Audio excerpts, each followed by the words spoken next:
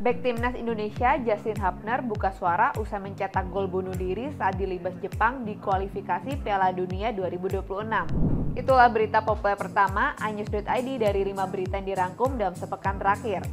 Komentar Hubner itu ditujukan kepada para fans timnas Indonesia yang kerap menghujat para pemain.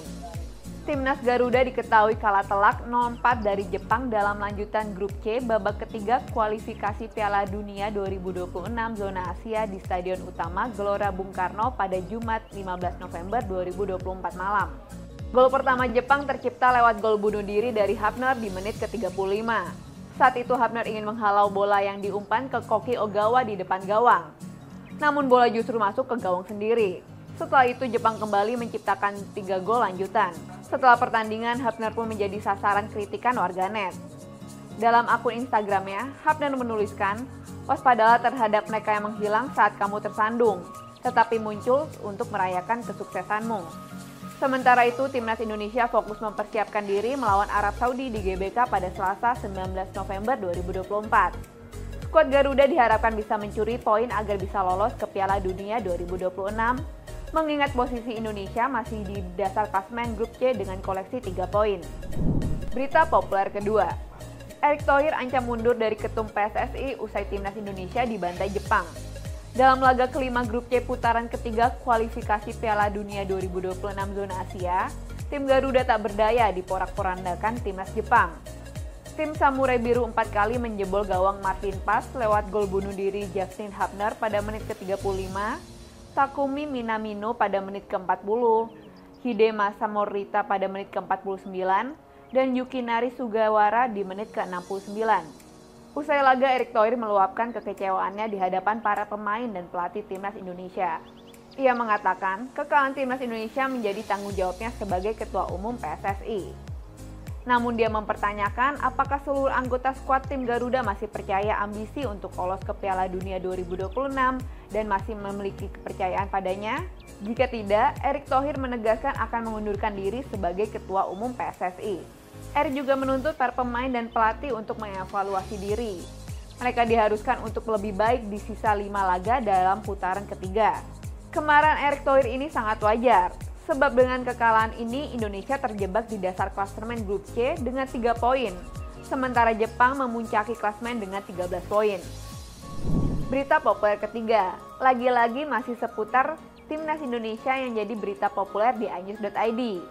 Indonesia masih memiliki peluang lolos Piala Dunia 2026.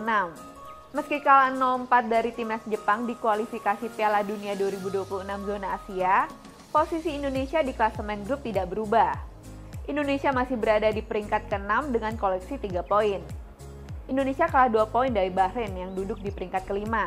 Hal itu membuat peluang Garuda finish di peringkat ke-4 masih terbuka lebar. Indonesia masih menyisakan 5 pertandingan melawan Arab Saudi, Australia, Bahrain, Cina, dan bertandang ke markas Jepang. Jika ingin naik lagi ke peringkat ke-4, Indonesia harus menang saat bertemu dengan Cina dan Bahrain. Tidak hanya itu, Indonesia juga minimal harus bisa mencuri 1 poin dari 2 laga melawan Arab Saudi dan Australia. Di sisi lain, Cina dan Bahrain juga harus kalah atau minimal imbang saat melawan 3 tim teratas yakni Jepang, Arab Saudi, dan Australia. Jika skenario itu terwujud, Indonesia akan mendapatkan tambahan 8 poin sehingga mengumpulkan total 11 poin. Sedangkan Cina dan Bahrain maksimal mendapatkan tambahan 3 poin saja. Dengan koleksi 11 poin, Indonesia akan finish di peringkat ke-4 atau di atas Cina dan Bahrain sehingga lolos ke putaran ke-4 kualifikasi Piala Dunia 2026. Indonesia akan kembali berjuang dengan 6 tim lainnya di putaran ke-4 kualifikasi Piala Dunia 2026. Jika Indonesia finish sebagai juara grup di putaran ke-4, maka akan lolos langsung ke Piala Dunia 2026.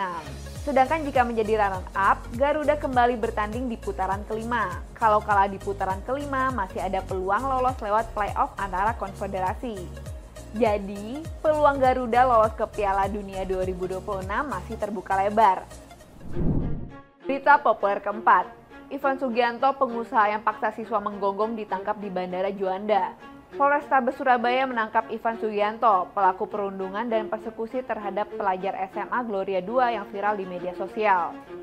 Pengusaha klub malam itu dijemput oleh petugas gabungan dari kepolisian dan Satgas Pengamanan Bandara Juanda pada Kamis 14 November 2024. Saat ditangkap, Ivan baru saja tiba dari penerbangan Jakarta-Surabaya dan mengenakan masker berwarna putih.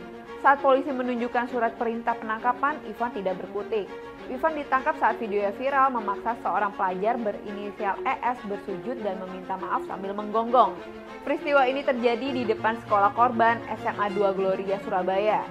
Kekerasan ini juga disaksikan langsung kedua orang tua korban ES yang hanya pasrah melihat anaknya diperlakukan tidak manusiawi.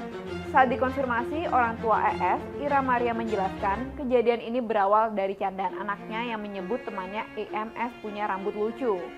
IMS lalu mengadu ke ayahnya, Ivan Sugianto, hingga berujung pada kekerasan pada video yang viral tersebut.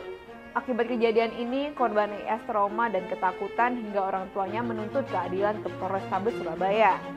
Sementara itu, korban IS dinilai menjadi pemicu permasalahan mendapat surat peringatan pertama dari pihak sekolah. Berita populer kelima, hayo siapa yang mau jadi petani? Mentan tawarkan gaji hingga 10 juta per bulannya bagi milenial yang ingin menjadi petani. Menteri Pertanian Amran Sulaiman mengajak generasi muda bergabung ke program petani milenial. Dia menjanjikan penghasilan yang bisa didapat mencapai 10 juta rupiah per bulannya.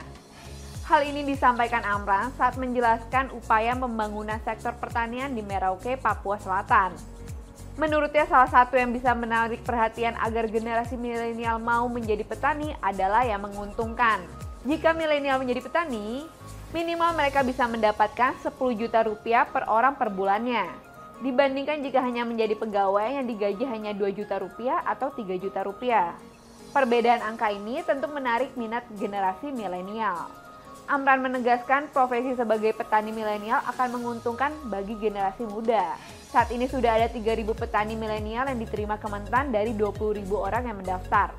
Selain itu, dia menekankan penggunaan teknologi yang bisa digunakan para petani milenial, sehingga nantinya penggunaan traktor maupun drone akan masif diterapkan. Itulah 5 berita populer iNews.id yang kami rangkum dalam sepekan terakhir. Baca terus iNews.id untuk mendapatkan berita-berita inspiratif dan informatif. iNews.id, ini baru berita.